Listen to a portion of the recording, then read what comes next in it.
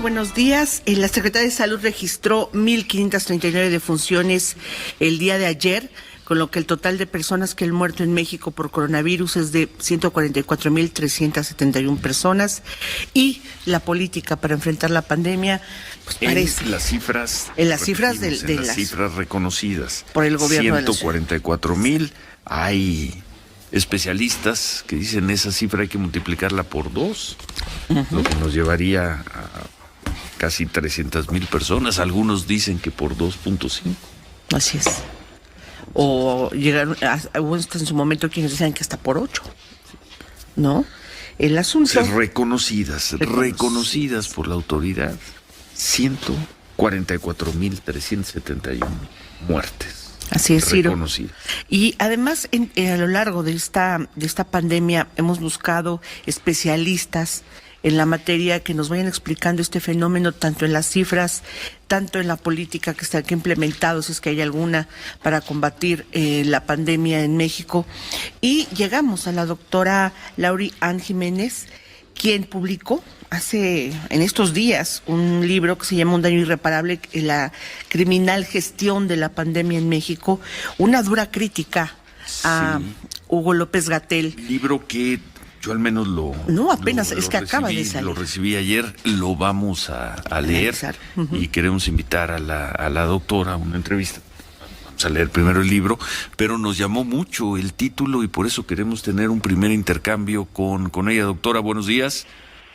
¿Qué tal, Ciro? Muy buenos días. Muchas gracias por la invitación, es un gusto estar en el programa. A reserva de leer un libro, nosotros en este programa decimos que es una grosería entrevistar a un autor sobre su libro sin leer el libro, pero en esta ocasión nos llama mucho la atención el título.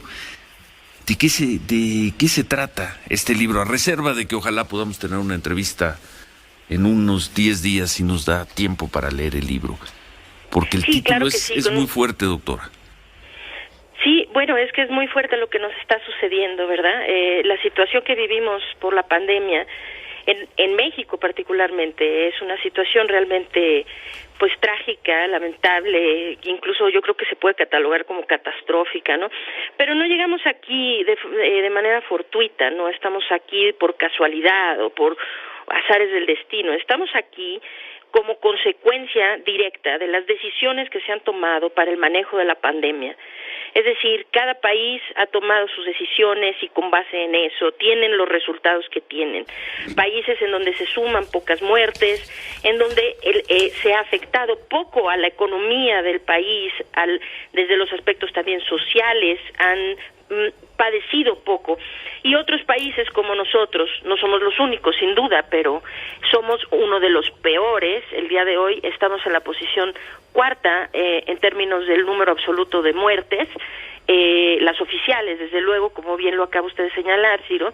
En unos cuantos días estaremos en la tercera posición, ya rebasando a India, que estamos a menos de 10,000 defunciones, ¿no? Que esto suena con muchísimas, pero a ritmo de 1,500 al día, pues estaremos ahí para la semana próxima, ¿no?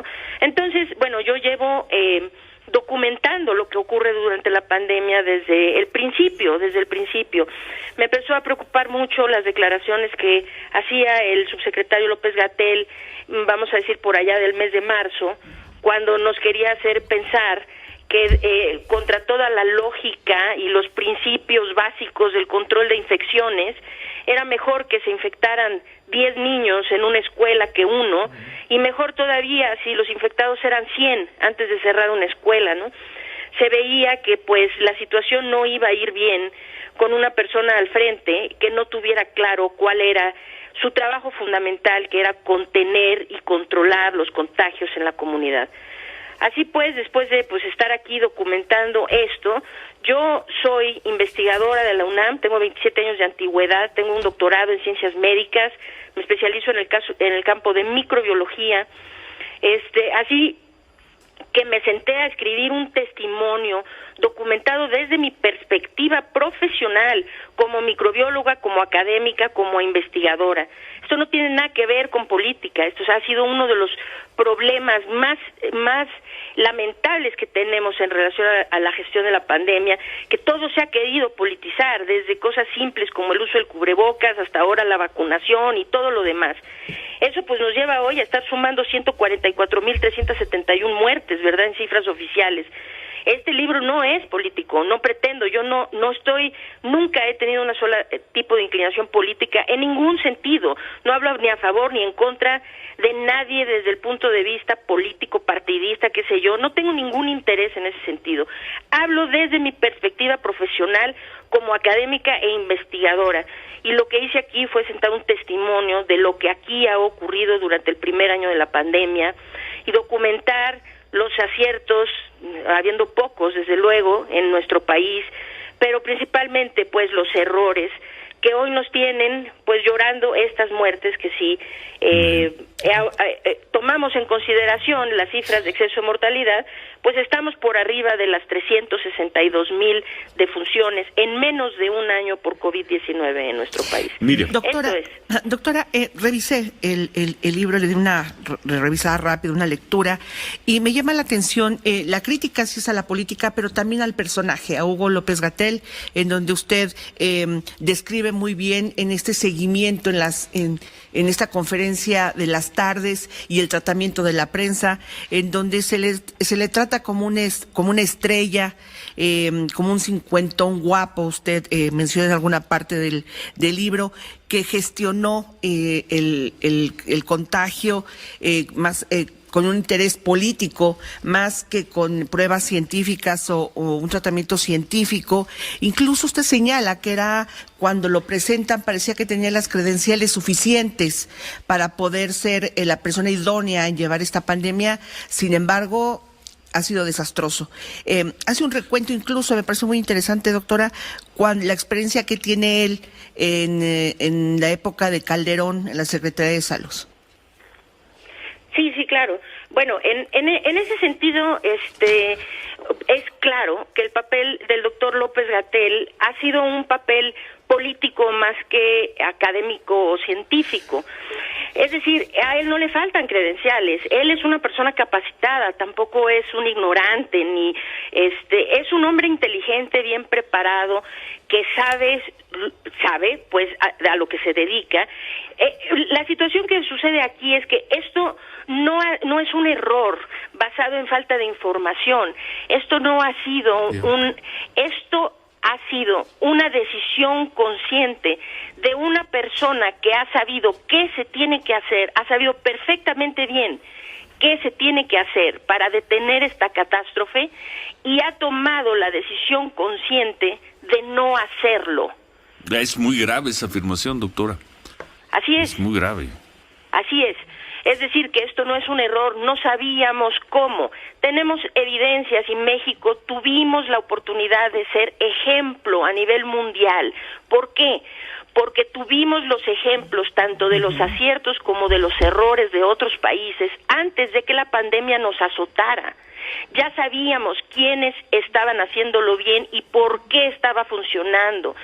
Sabíamos en Europa lo que hicieron mal y por qué estaban siendo azotados tan duramente. Tuvimos tiempo y aprendizaje previo, pudimos tomar esas herramientas para aquí haber sido ejemplo. Cuando en el Reino Unido ya se había desechado siquiera la noción de perseguir esta inmunidad comunitaria, es decir, dejar a la gente infectar con la esperanza de que adquirieran inmunidad y entonces no tuviera que ser costoso ni dramático el control de la pandemia. Reino Unido, en cuanto hizo sus primeros cálculos de cuántas vidas eso iba a costar, inmediatamente rectificó y jamás han vuelto a hablar de esa posibilidad. Teniendo ya ese ejemplo previo, aquí empezábamos apenas con la pandemia, y seguimos insistiendo en esto, de tal manera que hay muchos errores que se han cometido, pero sin duda el más lamentable, el más insidioso de todos ha sido la incapacidad para rectificar. La incapacidad para rectificar una estrategia que está llevando a centenas de miles de mexicanos a morir. Bueno, vamos a leer bien el libro y le pedimos, si usted está de acuerdo, una entrevista ya más amplia, más concreta, déjenos leer el libro, que empezó a circular. No ha circulado todavía, de hecho se va a vender apenas. Apenas se va a empezar a circular. Sí, de hecho el día de mañana estará disponible en ebook, la versión electrónica está Muy disponible bien. mañana en Amazon, en Gandhi, en Apple Books, y el sábado 30 impreso en Ciudad de México, Estado de México, y el 5 de febrero en el resto del país. Creo que va a abrir una buena polémica, un daño irreparable, el libro de la doctora Lori Ann Jiménez. Gracias y platicamos pronto. Muchas gracias. Muchas gracias a ustedes. Muy buen día. Gracias. Buen tema, ¿no? Senador Germán Martínez, buen día. Regresamos de pausa y lo comentamos. Sí. Volvemos.